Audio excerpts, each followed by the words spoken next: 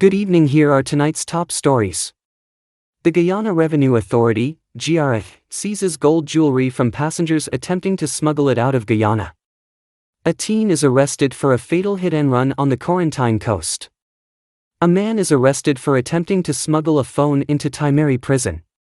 An Essequibo man is shot and robbed of gold chains while returning home from a funeral.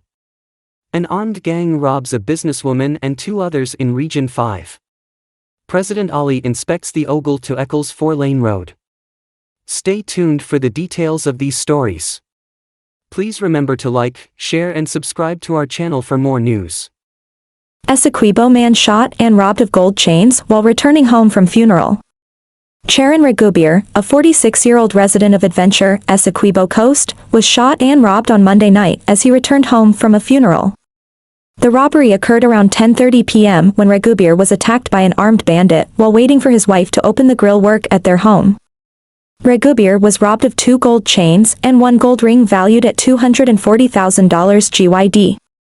The masked assailant discharged 3 rounds from his gun during the encounter, shooting Regubir in the foot before escaping with the valuables. Regubir was rushed to Suddy Public Hospital, where he is currently being treated for his injury. Police responding to the incident recovered a 9mm spent shell on the eastern side of the yard. Investigations into the incident are ongoing as the police seek to apprehend the perpetrator. Man arrested for attempting to smuggle phone into Timeri prison. Adrian Braithwaite of Friendship, East Bank Demerara, was arrested on Monday while attempting to smuggle a phone into the Timeri prison. Braithwaite visited the prison around 1:50 p.m. to drop off personal items for Shelisa Ellis, a female prisoner. According to a statement from the Guyana Prison Service, the phone was discovered hidden inside a powder container during a routine check at the self-support area. Braithwaite is cooperating with investigators and is expected to be arraigned in court on Tuesday. This incident underscores the vigilance and dedication of the prison staff, as noted in the statement.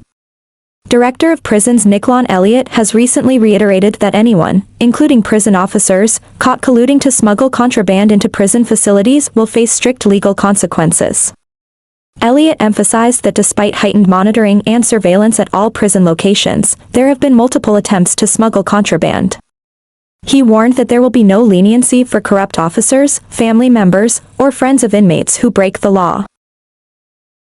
GRA seizes gold jewelry from passengers attempting to smuggle out of Guyana. Customs officers of the Guyana Revenue Authority, GRA, on Tuesday seized a significant quantity of gold jewelry from 3 passengers, including 2 U.S. citizens, as they attempted to board an American Airlines flight to New York. Supported by officers from the Ministry of Natural Resources (AMNR) and the Customs Anti-Narcotic Unit (CANU), the operation led to the discovery of approximately 240 ounces of nearly pure gold disguised as silver-plated jewelry. The gold, valued at over $560,000, was being transported without the necessary permits and declarations to customs officials. The outgoing passengers were arrested, taken into custody, and handed over to the Guyana Police Force. Investigations are ongoing to determine if they are part of a larger smuggling ring allegedly involved in gold smuggling from Guyana. Charges are expected to be filed under the Customs and Anti-Money Laundering Acts. Relevant authorities both in Guyana and internationally have been informed of the investigation's findings.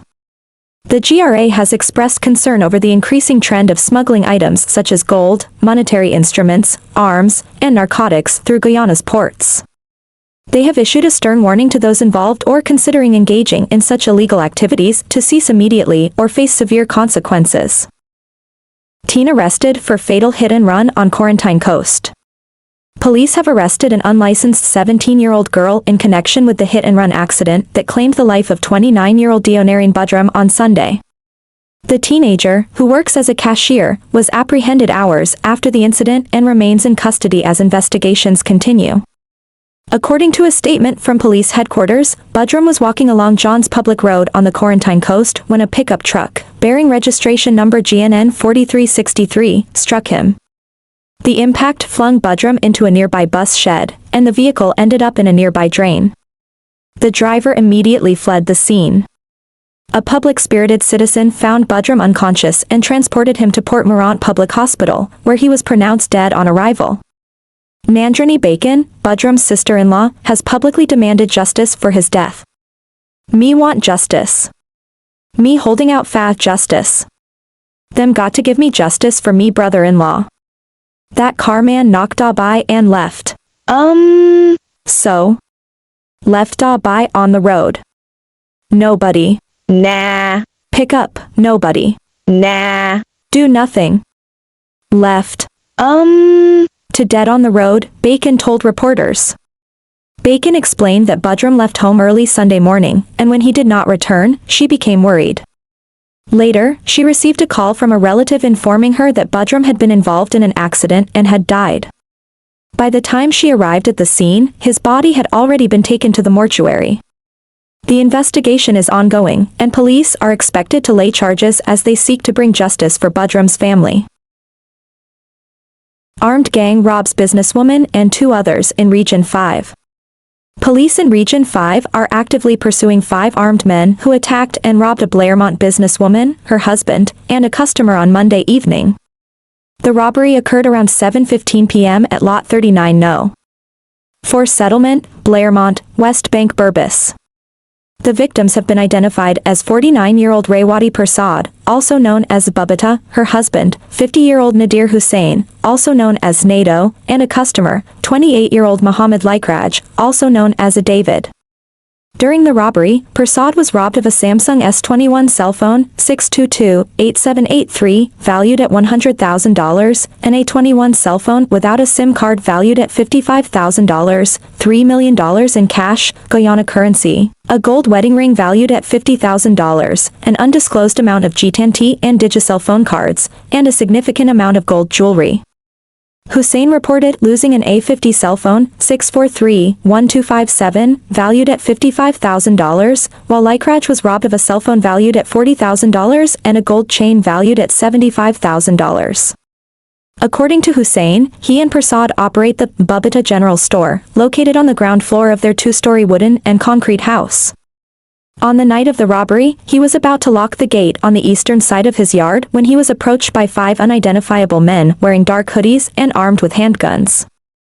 Hussain said the men quickly grabbed him and took him inside the store, demanding cash and jewelry. The robbers ransacked the store while continuing to demand money. One of the men choked him while the others took Prasad upstairs, where they ransacked the wardrobe in the front bedroom and took a quantity of gold jewelry. Prasad stated that she was in the store when one of the masked men confronted her, took the mentioned items, assaulted and choked her, and allowed the others to search the house. Laikraj told investigators that he was sitting in the shop when the masked men ran in. When he tried to run outside, one of the men grabbed him, took his cell phone and gold chain, and told him to stay put. The robbers then struck Hussain on the head with a gun, causing injuries, before escaping on foot in an eastern direction towards the Ithaca Coker. Hussain and Prasad were taken to Fort Wellington Hospital, where they were treated by a doctor and then released. The police canvassed the area for CCTV cameras but found none. Searches for the suspects were conducted in the surrounding areas, and assistance was sought from Region No. 6 Marine Patrol, but the suspects remain at large. Investigations are ongoing.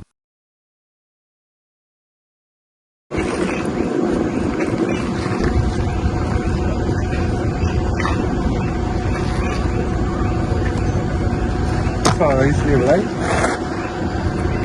Or just roll it? Rolling is not stabilized. Only rolling has been done. Then we'll clean this set. Then we'll put the primer. We'll clean with the compressor. We'll remove all the dust. And then we'll put the primer. Bituminous primer.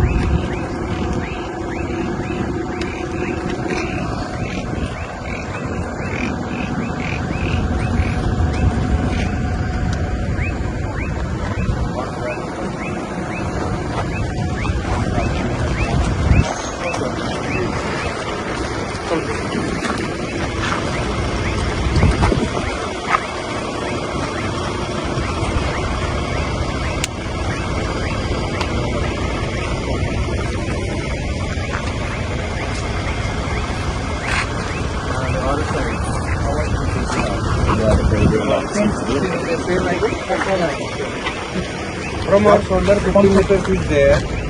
This is more than 15 meters. 20 meters. This road is just built to have access on the road. That was a temporary, but here road is built. I understand. Just trying to find out the distance between 20 meters. over there. No, there is 15. Actually, we have not constructed any access road, but 15 meters is there from our source. Somebody road is only 15 meters access. 15 plus 40 plus 40.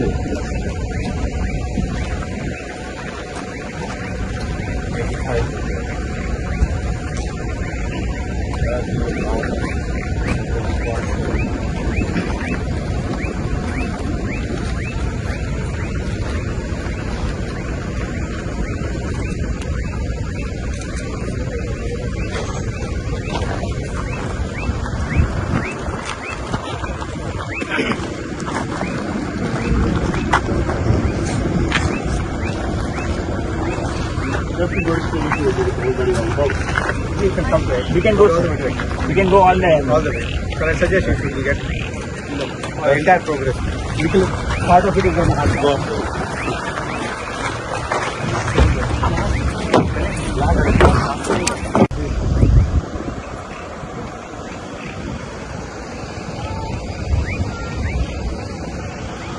And what was the main reason for the fight? So on this side of on the highway, we will have a lot of development going. And this side. So how do you cross? Is there any way in this 7 kilometer stretch that you can cross the two highways? Yeah, we have the U-turns Where?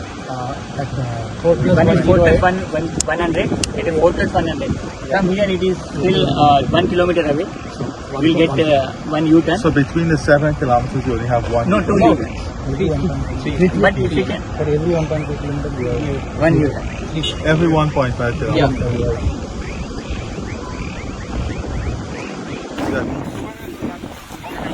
Yeah.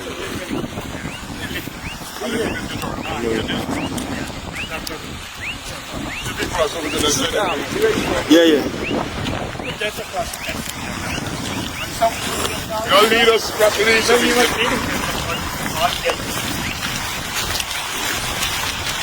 Somebody go to the police instruction, they will be able to lead you out. I'll inform the police.